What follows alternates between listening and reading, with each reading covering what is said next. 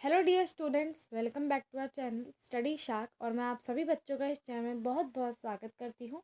जैसे कि आप सभी बच्चे जानते हैं कि आजकल हम लोग एग्ज़ाम रेस सीरीज़ आपके लिए लेके आए हैं, जिसमें हम आपके लिए कई सारे जो आपके एग्ज़ाम्स हैं उनकी जो है क्योंकि अब आपकी वार्षिक परीक्षाएँ जो है आ गई हैं आपके अंतिम चरण पर। तो अब आपके लिए बहुत ज़्यादा ज़रूरी हो जाता है कि आप हर एक जो आपका विषय है उसको बहुत ही ज़्यादा ध्यानपूर्वक पढ़ें और अपने जो परीक्षाएँ हैं उसमें अच्छे जो अंक हैं वो स्कोर करें। ठीक है, अच्छे अंक प्राप्त करें।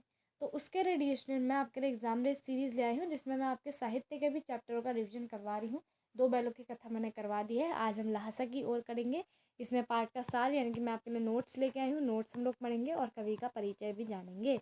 ठीक है, लेकिन डियर स्टूडेंट ये करने से पहले मैं आपको एक पंक्तियाँ बोलना चाहती हूँ जो मैंने खुद जो है रची हैं, खुद जो है बनाई हैं। जो बीत गया, जो बीत गया उसमें अब क्या जाना, जो बीत गया उसमें अब क्या जाना, जो आएगा वही तो है हमारे लिए खजाना।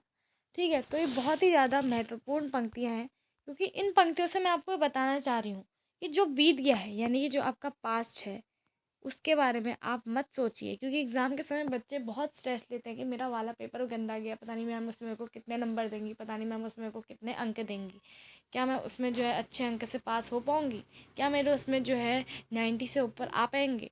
तो यह इन सब टेंशनों की वजह से हम जो हमारे भविष्य में होने वाला पेपर है उसमें जो है ध्यान नहीं देते हैं, और अक्सर जो हमारा आने वाला पेपर होता है वो भी गलत करके आ जाते हैं। तो मैं आपसे बोलना चाहूँगी कि अब जो पास्ट हो गया, जो आपने गलत कर दिया उसके बारे में अब आप मत सोचिए। वो तो आप चेकिंग के लिए चले गया है, वो चेक होके सीधा आपको रिजल्ट में दिखेगा। लेकिन अब जिसको आप सुधार सकते हो, जिस पे आप मेहनत कर सकते हो, जिस पे आप अच्छे नंबर ला सकते हो, उस पे जो है ध्यान दें और उस पेपर को सुधारने की कोशिश करें। ठीक है, तो डियर स्टूडेंट चलिए अब हम लोग स्टार्ट करते हैं इस चैप्टर को बिना किसी देरी के। ये पंक्तियाँ मेरी बोलने का मेन रीज़न ये था डियर स्टूडेंट, क्योंकि आजकल बहुत बच्चे डिप्रेशन, एंग्जाइटी और ये सारी सिचुएशन से जो है गुजर रहे हैं, क्योंकि उनको बहुत ज़्यादा टेंशन होती है नंबरों की, परसेंटेज की, इन सब चीज़ों की, जिसकी वजह से वो जो है बहुत ज़्यादा दुखी और निराशावादी ज़िंदगी जो है जीते हैं एग्ज़ाम के समय। और मैं नहीं चाहती आप इतने स्ट्रेस में आके जो है अपने एग्ज़ाम दें। ठीक है, तो चलिए स्टार्ट करते हैं इस चैप्टर को। तो अगर मैं राहुल सांकृत्यायन जी के बारे में बताऊं, यहाँ पे देखिए कवि का परिचय यहाँ पे दिया है। तो देखिए उनका जो जन्म है डियर में वो 1853 में उनके ननिहाल गांव पंधा जिले अजमेर उत्तर प्रदेश में हुआ था। उनका पैतृक गांव कनेला था, जैसे कि मैंने आपको बताया था। उनका मूल नाम केदार पांडे था। उनकी शिक्षा काशी, आगरा, लाहौर में हुई थी और सन 1930 में उन्होंने श्रीलंका जाकर बौद्ध धर्म जो है ग्रहण कर लिया था। उनका जो नाम था वो क्या था, राहुल सांकृत्यायन हो गया था।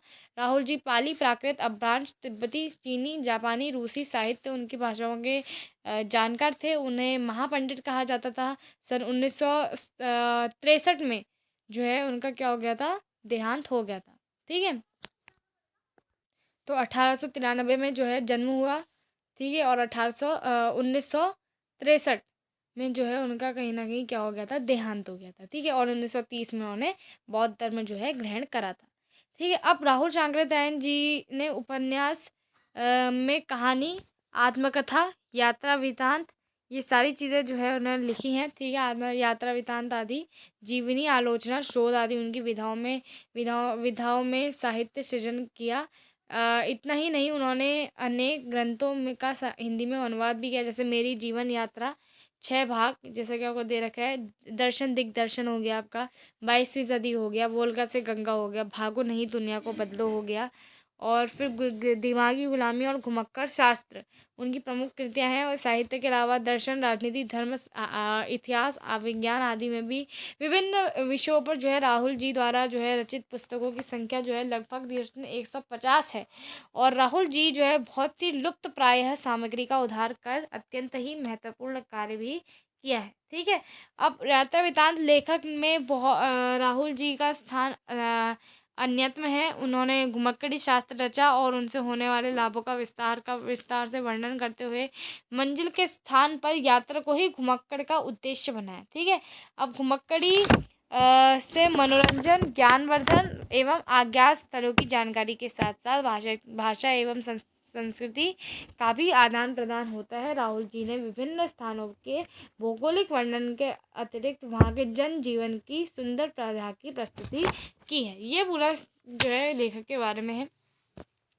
अब अगर मैं नेक्स्ट में हो तो हम लोग नोट्स रिवाइज करते हैं जो मैं आपके लिए लेके आई हूँ। तो देखिए इसमें क्या लिखा है कि देखिए मेन जो इसमें है वो क्या है कि देखो इस पाठ में जो राहुल जी हैं वो अपनी पहली तिब्बत यात्रा का जो है उन्होंने वर्णन किया है, जो उन्होंने सन 1929 से 30 के बीच नेपाल के रास्ते से की थी, क्योंकि उस समय भारतीयों को जो है तिब्बत यात्रा की अनुमति नहीं थी, इसलिए उन्होंने यह यात्रा भिखमंगे छद्म वेश में जो है की थी, यानी कि झूठे वेश में की थी। वो भिखमंगे नहीं थे लेकिन भिखमंगे बन के उन्होंने ये यात्रा जो है की थी। ठीक है, अब रिएक्शन देखो, मैं आपको अगर पूरा पाठ का वो बताऊँ तो देखो जब जो है आपका यात्रा जो है बहुत पहले जब फरी कलिंगर पोंग का जो है रास्ता नहीं था, तो नेपाल से तिब्बत जाने वाला एक ही रास्ता था। तो उसी रास्ते से जो है भारत के लोग जो है उसी रास्ते से जो है जाते थे, वही एक रास्ता था। ठीक है, व्यापारिक ही नहीं, वो सैनिक रास्ता भी था। जगह जगह फौजी चौकियाँ वगैरह, किले वगैरह सब चीज़ वहाँ बनी रहती थी। चीनी पलटन भी जो है वहाँ रहा करती थी। और आजकल जो है बहुत सारे जो है चीनी फौजी मकान जो है गिर चुके हैं, लेकिन दूर के किसी भाग में जहाँ किसानों ने अपना बसेरा बना लिया था, अब वहाँ पे बहुत कम जो है ऐसे चीनी किले जो है दिखाई पड़ते हैं। ऐसा ही जिसने एक परित्यक्त चीनी किला था जहाँ पे बहुत कम घर जो है दिखाई देते थे। और वहाँ पे जो है लेखक जो है कहीं ना कहीं चाय पीने के लिए जो है ठहरे थे। उन्होंने जो है तिब्बत यात्रा के लिए उस समय जिसने बहुत सारी तकलीफ़ों की बातें भी थी और कुछ आराम की बातें भी थी। अगर मैं जिसने आराम की बातें बताऊँ तो वहाँ पे जाति पाति छुआछूत का जो है सवाल नहीं था, और ना ही औरतें वहाँ पर्दा रखती थी।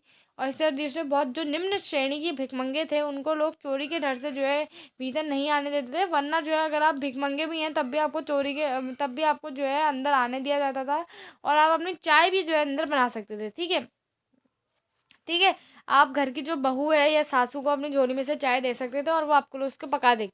उसके बाद अगर आपने मक्खन और सोडा नमक भी दे दिया तो वो चौंगी में कूट कर उसे दूध वाली चाय के रंग में भी आपको दे देगी।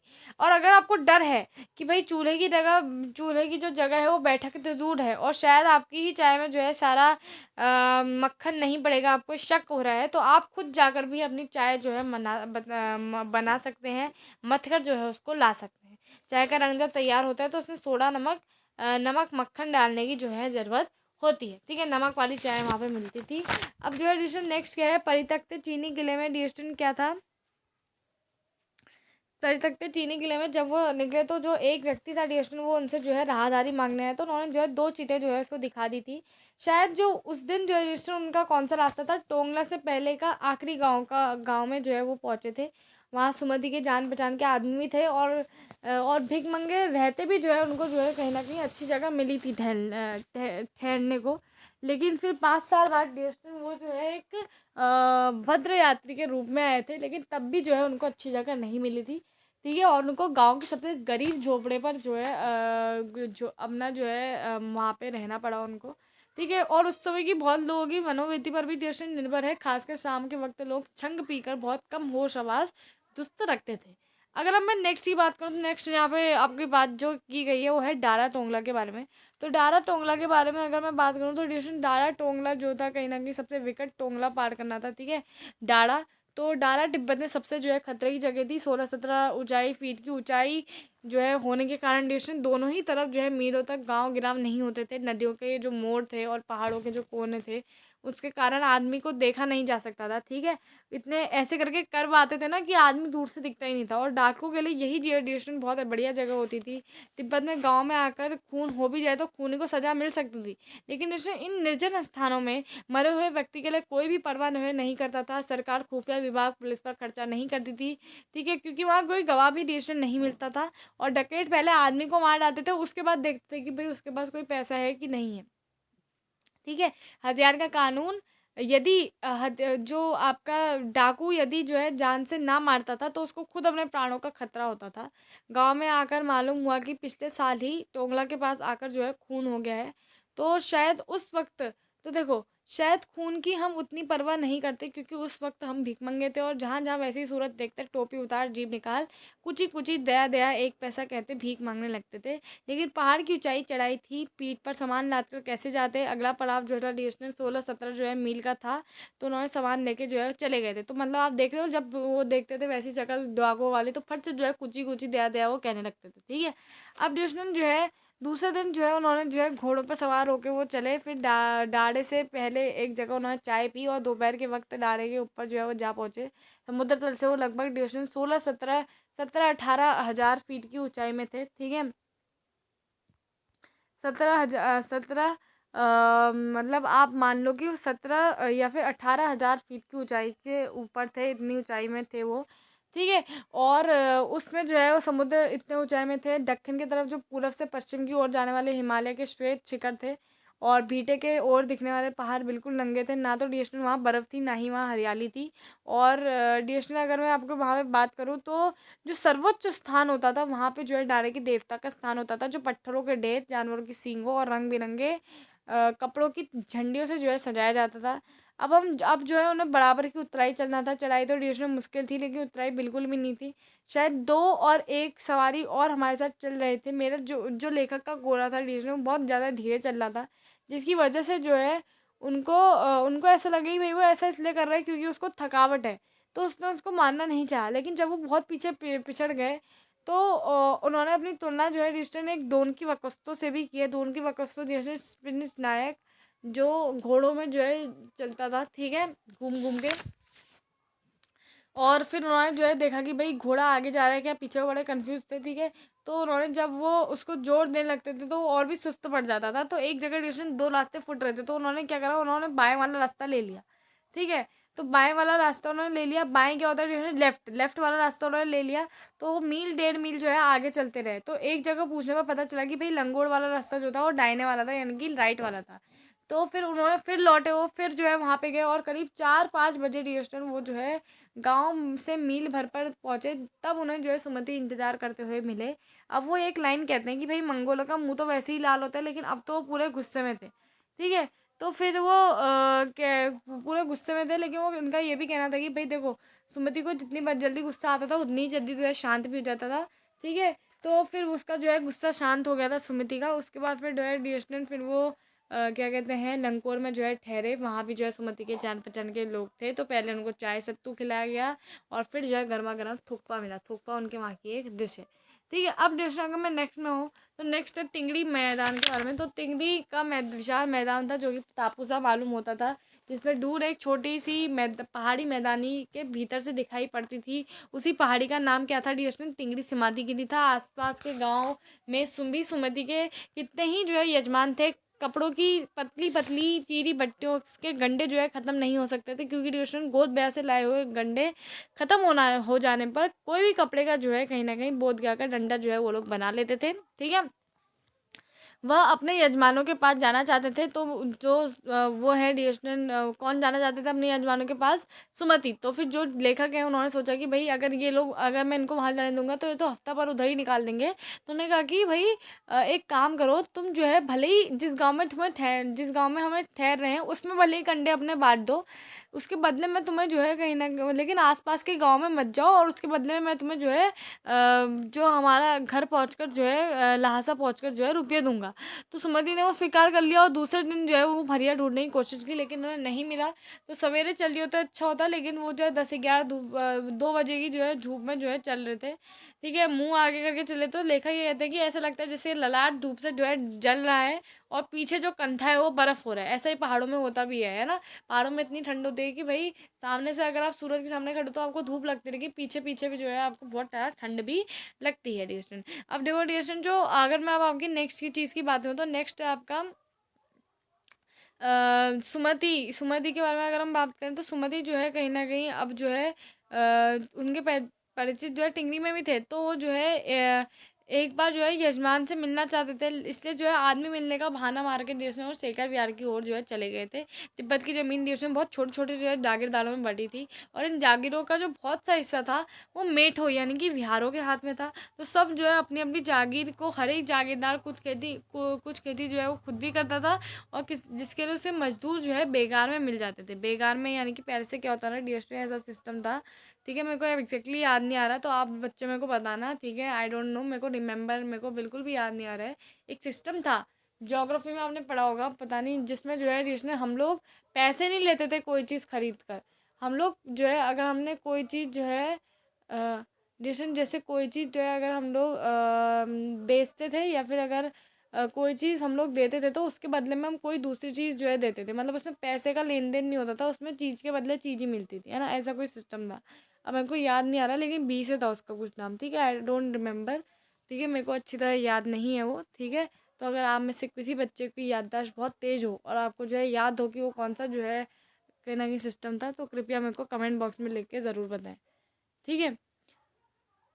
तो अब अगर डिसीजन में नेक्स्ट चीज़ की बात करूँ, तो नेक्स्ट जो है डिसीजन क्या है कि वहाँ पे बताते हैं कि भई जिसके लिए जो मज़दूर है बेकार में मिल जाते थे, ठीक है? मतलब अगर उन्होंने काम किया तो उसके बदले उनको ग्रेन मिल गए, मतलब ग्रेन मतलब मेरा कहने का मतलब ये है कि उनको चावल और आटा वग़ैरह जो है मिल जाता था, ठीक है? और खेती का इंतज़ाम करने के लिए वहाँ पे कोई भिक्षु भेजा जाता था, तो जागीर के आदमियों के लिए राजा से कम नहीं था, ठीक है? और भिक्षु शेखर की खेती के मुखिया जो थे वो थे भिक्षु नमसे, ठीक है डियरस्टूडेंट? जो कि भले ही भद्र पुरुष थे, यानी कि बहुत ही ज़्यादा अच्छे पुरुष थे, है ना? भद्र पुरुष का मतलब ये है देश में कि बहुत ही ज़्यादा सभ्य पुरुष थे और काफ़ी ज़्यादा सभ्यता से जो है वो बिहेव करते थे, ये उनका कहना था, ठीक है? वो प्रेम से मिले, ठीक है? और फिर जो है उस वक्त जबकि लेखक का ऐसा बिल्कुल भी वो नहीं था, अगर मैं कहूँ कि लेखक का जो पूरा शरीर था, जो उनका वो कपड़े पहन के आए थे उस समय गरीब वाले, तो उनका बिल्कुल भी ऐसा वेश नहीं था कि उनको कुछ भी ख्याल करना चाहिए था, लेकिन फिर भी वो उनसे मिले। और वहाँ एक अच्छा मंदिर भी था जिसमें कुंजुड़ की बहुवचन के अनुवाद हस्तलिखित 103 पोथियाँ जो है रखी हुई थी, तो वहीं पे जो है लेखक का आसन लग गया था, मोटे मोटे कागज़ पर अच्छे अक्षरों पर लिखी थी, तो उन्होंने जो है एक एक पोथी 15-15 शेर से जो है कम नहीं थी। तो सुमति को फिर से जो है अपने यजमान से मिलने जाना था, तो उस समय जो है लेखक ने अनुमति दे दी, क्योंकि वो जो है उनका मन जो है किताबों में लग गया था। तो उन्होंने समझा कि 2-3 दिन बाद आएंगे, लेकिन उसी दिन दोपहर में जो है सुमति आ गए। तो टिंगरी का गांव वहाँ से काफ़ी दूर नहीं था, तो वो दोनों जो है अपना अपना सामान पीठ में लाद कर जो है भिक्षु नमसे से विदाई लेकर जो है चल पड़े, ठीक है? समझ में आ गया? तो इस प्रकार मैंने पूरे चैप्टर का आपको जो पार्ट है वो समझा दिया और अभी लेखक का परिचय भी हमने कर लिया है, मुख्य कार्य भी हमने जान लिए हैं। तो इस तरह ये चैप्टर का होता है, ये चैप्टर होता है ख़त्म। और अब आप सबसे मेरी विनती है कि अगर आप हमारे चैनल में नए हैं तो प्लीज़ डियर स्टूडेंट हमारे चैनल को सब्सक्राइब करें। हमें अभी जो है सपोर्ट की बहुत ज़्यादा ज़रूरत है, क्योंकि डियर स्टूडेंट अभी अभी हमारा जो है नया चैनल है, ज़्यादा सब्सक्राइबर है नहीं। तो इस वजह से बच्चों को ऐसा लगता है कि जिसके कम सब्सक्राइबर हैं मतलब वो अच्छा नहीं पढ़ा सकता है, पर ऐसी बात बिल्कुल भी नहीं है डियर स्टूडेंट, ठीक है? जिनके कम सब्सक्राइबर हैं वो भी अच्छा पढ़ा सकते हैं, बस आपको उनको बस एक मौका देके जो है देना है, एक मौका उनको देना है। बाकी डियर स्टूडेंट आज के लिए बस इतना ही। आपका दिन मंगलमय हो।